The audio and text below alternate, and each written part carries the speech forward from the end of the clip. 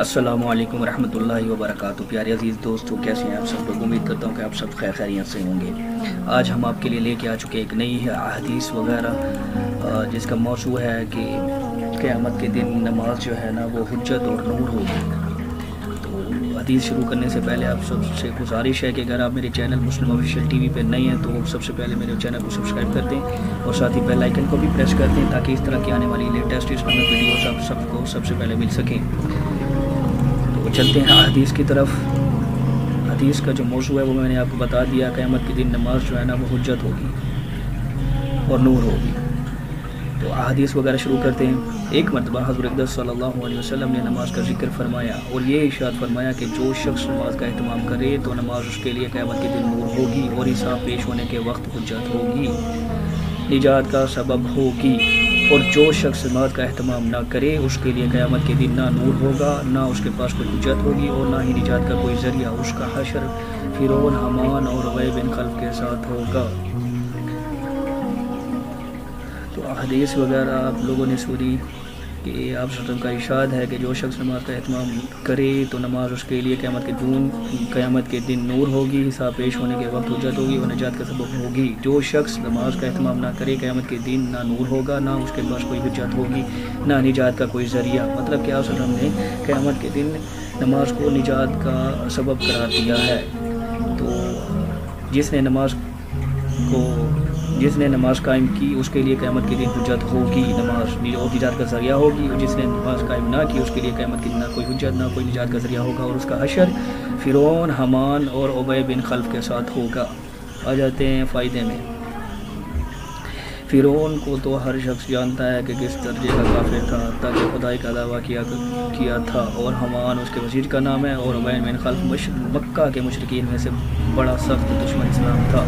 हिजरत से पहले नबी करीम सल्लल्लाहु अलैहि वसल्लम से कहा करता था कि मैंने एक घोड़ा पाला है, उसको बहुत खिलाता हूँ, इस पर सवार होकर नाउज़ुबिल्लाह तुम्हें कत्ल करूँगा।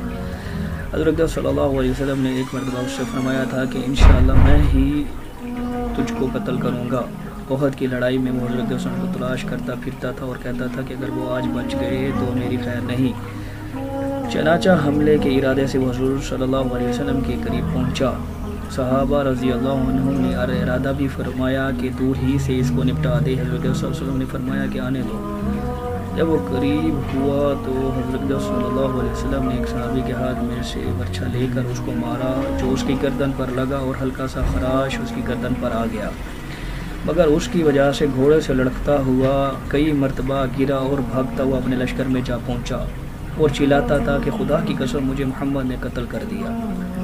कुफार ने उसको इत्मीनान दिलाया कि मामूली सी खराश है, कोई फ़िक्र की बात नहीं। मगर वो कहता था मोहम्मद सल्लल्लाहु अलैहि वसल्लम ने मक्के में कहा था कि मैं तुझे कत्ल करूँगा, खुदा की कसम अगर वो मुझ पे थूक भी देते तो मैं मर जाता। लिखते हैं कि उसके चिल्लाने की आवाज़ ऐसी हो गई थी जैसे कि बैल की होती है।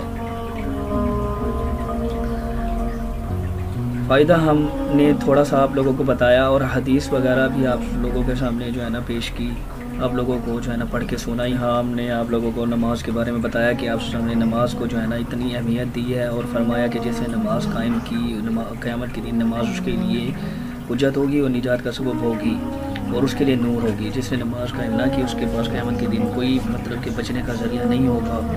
तो हम लोगों को ख़ुद अपनी हालत पे गौर कर लेना चाहिए कि हम जो है ना अपने आप को जो मुसलमान कहते हैं कि हम जो एक चीज़ है नमाज को भी आप समझना दीन इस्लाम का एक हुक्म कराती है, क्या हम इसको हमने जो है ना संभाला हुआ है?